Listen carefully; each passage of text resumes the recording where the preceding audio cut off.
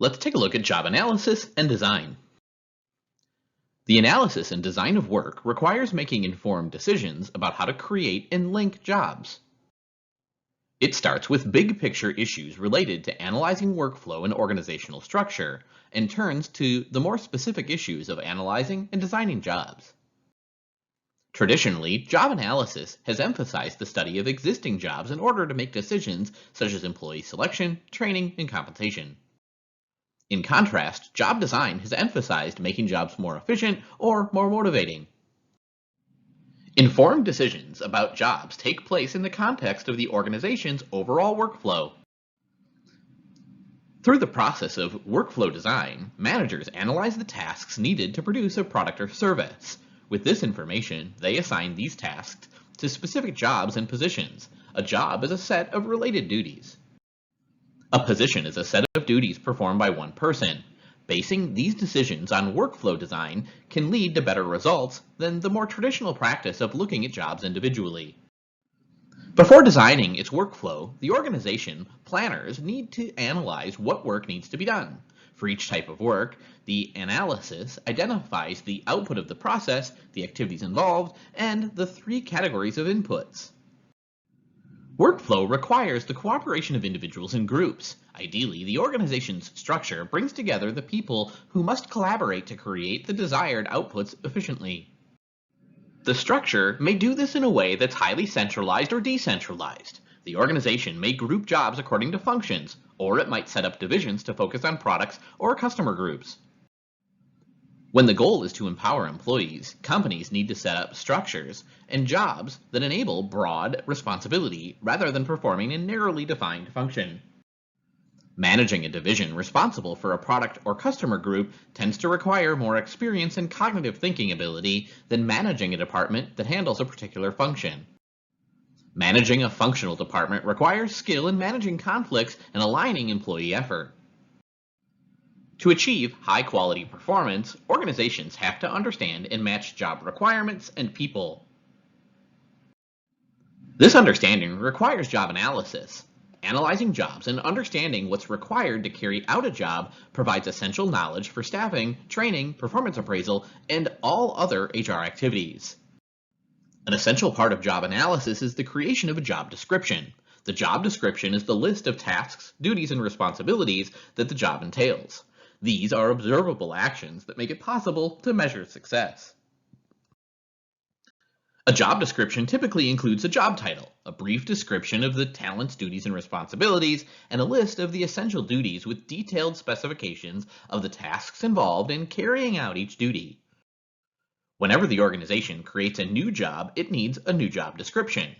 Preparation of a job description begins with gathering information about the job from people already performing the task or managers creating the position.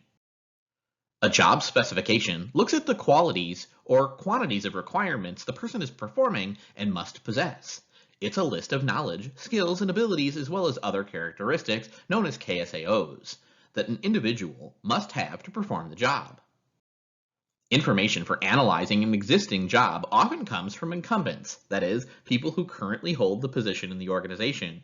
Incumbents should be able to provide very accurate information. A drawback of relying solely on incumbents' information is that they may have an incentive to exaggerate what they do in order to appear more valuable to the organization. Information from incumbents should therefore be supplemented with information from observers, such as supervisors, who can look for a match between what incumbents are doing and what they're supposed to do.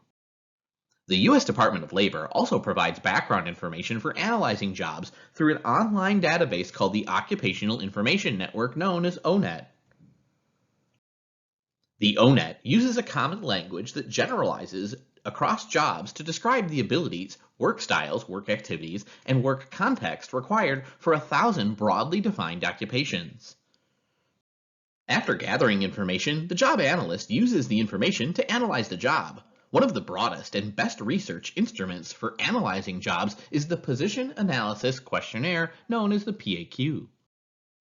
This standardized questionnaire contains 194 items that represents characteristics that apply to a wide variety of jobs. Organizations also must plan for new jobs and periodically consider whether they should revise existing jobs.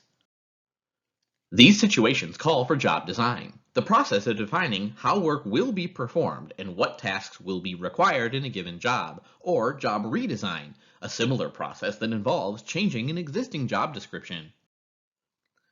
To design jobs effectively, a person must thoroughly understand the job itself through job analysis, and place in the larger work unit's workflow process through workflow analysis.